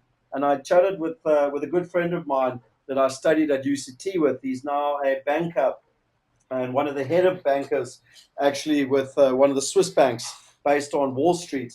And for me, he's based with UBS, just in case you want to know which one. And I spoke to him a lot about it. And he said, listen, there's 2 major reasons why it won't happen. Firstly, the world will never allow the yuan to become the world currency because it's too restrictive. There's too many controls. And secondly, the Chinese government has vocally come out and said that they don't want it to happen because it would mean that the yuan would increase in value, and it would increase about 30%, which would take their manufacturing completely out of it. So very interesting, Bill. We looked at it and we analyzed it, but it didn't seem like it was a risk that when I spoke to all the different people that one should be taking into account. However, saying all of that, I still believe that you just come back to the fundamentals of what it is that you're buying, looking at a net return, looking at the demand and supply, the fundamentals of property, and whether one can get a good income from that property. Alistair Thorne has said, Scott, what is your feeling about a dead cat bounce in the US? Alistair, I think it's a very good question. Again, I think that from my experience and having gone back there every 3 months, I do believe that sentiment has changed. And we've certainly noticed, and I'm sure that my partners who've been over with me would attest to it, it seems to be far more than a dead cat bounce. Sentiment has really started to change in the right direction. There's a lot of momentum. There's economic growth. The unemployment is down. But I do believe that even if there was a dead cat bounce, and even if property and the market was to, even if the economy was to go sideways or even down again, I'm still buying a property at 50% of replacement value with a net yield of between 8.5% to 13%. And just like I did in London, I would ride that wave. And the most important fundamental for me comes down to not capital growth, but the reliability of the income, my partners on the ground, and whether I will be able to actively be able to recover and receive my income on a monthly basis. And I'm very comfortable that I can, and that's one of the reasons that I'm investing there with the idea of income. Another question, James, for you is that Doug has asked, do you actively trade Forex? I do. I mean, how I got into the market was we are tank container investment managers, which is an offshore investment. So from 93, 94 onwards, I was trading funds for clients in bringing those funds back to South Africa and converting them to Rand. But yeah, I trade on the sidelines myself. Okay. Temi has asked me the tax implications, and Desmond has also asked me the future residency rights of buying in America. Obviously, tonight, there's so much information. It's virtually impossible to share everything tonight. So I would ask you either get hold of one of our investment specialists, Desmond and Temi. If you're interested, we can get hold of you and we can take you through it. Just let you know, Temi, we've worked with Grant Thornton, one of the biggest top 5 accounting firms in the world. We spent over 140,000 Rand dealing with Grant Thornton South Africa and Grant Thornton America to understand the tax consequences. So we've got a full opinion on it, the best way to do it, the most viable way and the most tax efficient way to be able to do it. So we've done all that. That's why we provide the private banking service. And Desmond, in terms of future residency rights, there are ways to be able to get residency by buying property in America. I would suggest you come along to the breakfast along with them. You come along to the breakfast and I can go into a lot more detail for you. But I think the most important thing to say, Desmond, is that for me, when one takes into account the type of stuff James is showing us, you basically got to have the right mindset. You've got to make the right investments because that'll allow you the freedom to be able to make the decisions as to where you want to live anywhere in the world. Because I believe as long as you create global wealth, then you can live wherever you want to in the world. And I can prove that in terms of my own personal story. Ken says, do you assist people to buy in areas where family are situated and where possible retirement could happen? Ken, I would suggest talk to us. It's not our ball game. Our ball game is we're investment specialists. We focus on investment markets. But there is the possibility that we could point you in the right direction. But again, our focus is very much on investment property. It's what we're good at. Okay, I can see a lot of people asking for the ebook and also for the Rand stuff, and a lot of people saying thank you. So I think, James, we've taken a lot of your time. I really appreciate your time, and thank you for sharing with us. Thank you also for giving the deal to the clients that have been online tonight. As you know, I've been following you since 2005, and I think that your research is phenomenal. I really, and I just think that. When one attests to what you told us in November and then again in January and then again in March and how it's actually transpired and how it's actually played out, I think it's incredible the way you can look into the future and using your technology, give us an indication of where we're going and the type of impact that it's going to have on us. So I really applaud people to follow what James is doing, to sign up for his research. I certainly do myself. I don't know what more you could ask me in terms of me putting my money where my mouth is. And then come along to our breakfast, and work out. It's one thing to understand what James is telling us, but then it's another thing to know what to do with it. It's all good and well to take your money and just put it in a bank overseas, but that's a complete waste of time. So one needs to know what to do, how to do it, who to do it with, so that you can be successful and you can get the type of returns that I've actually shown in terms of where we actually are. And I think there's a couple more questions coming through here, but let's leave it for tonight. It's late, and if you do have more questions, you can get hold of us via email or in terms of the different things. So James, thank you very much for your time. It's been a real honor and a privilege. It's been my pleasure, Scott, and I hope I've provided the value that I hope to provide. It's been fantastic. And if I can just finish off with everyone, I'll just tell a quick personal story. I've got a family relative that lived in Zimbabwe. As I said to you, half my family lived in Zimbabwe. And back in 1980, when we're probably similar times to now, when everything, things were good and people were comfortable and living very well. But he opened an offshore bank account, and he had a philosophy that he loved living in Africa, but that he was going to take some money overseas. And I'm sure in those days he didn't have the benefit of the type of research that James is actually sharing with us. But ultimately, what happened is in the 90s, times were extremely good. Business was very good. And then we all know what happened in 2001, and things fell apart. And don't for 1 second let me think that what I'm telling you says that I think South Africa is going to go the same way. But what happened in 2003 was that he decided his son's teacher kept changing, and then there were no dentists left in Harare. And he eventually decided it was time to immigrate to Australia. And at the age of 56, he bought his way into Australia. He bought a house for cash, 1.8 million Aussie dollars. He put his kid through a private school. And most importantly, he didn't have to work for an Australian. And for me, that story sums up what we are trying to teach you. Because James is giving you an indication of what is happening with regards to the Rand. And we are giving you an indication of how you need to create global wealth. Because if you create global wealth, you not only have wealth preservation, you not only have peace of mind, you not only have a plan B, but it provides you with freedom to make any decisions you want, freedom for you and your family, no matter what you want to do going forward. And that is all that we want to provide you with. And so from all of us here, we really thank you for being online tonight, from the full IPS team. For James, thank you so much for your time.